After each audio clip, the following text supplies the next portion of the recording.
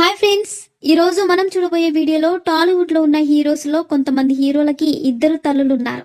అలాగే వారు ఏం చేస్తుంటారు, అంతేకాకుండా అసలు వారికి ఎలా తల్లులయ్యారు అనే విషయాల గురించి ఇప్పుడు తెలుసుకుందాం. టాలీవుడ్ లో నటసింహంగా పిలువబడే బాలకృష్ణకు ఇద్దరు తల్లులు ఉన్నారు. అది ఎలాగంటే బాలకృష్ణ తండ్రి అయిన రామారావు గారు రెండు పెళ్లిళ్ళు చేసుకున్నారు. ఈయన మొదటి భార్య బసవతారకం, ఈమె కొడుకే బాలకృష్ణ. అలాగే ఈమె క్యాన్సర్ తో చనిపోయిన తర్వాత రామారావు గారు లక్ష్మీ పార్వతి గారిని రెండో పెళ్లి చేసుకున్నారు. అందువల్లే రామారావు గారి రెండో భార్య అయిన లక్ష్మీ పార్వతి కూడా బాలకృష్ణ గారికి తల్లి అవుతుంది. అలాగే టాలీవుడ్ లో ఉన్న మంచు మనోజ్, మంచు విష్ణు, మంచు లక్ష్మి కూడా ఇద్దరు తల్లులు ఉన్నారు. అది ఎలాగంటే టాలీవుడ్ లో కలెక్షన్ కింగ్ గా పేరు తెచ్చుకున్న మోహన్ బాబు గారికి రెండు పెళ్లిళ్ళయ్యాయి.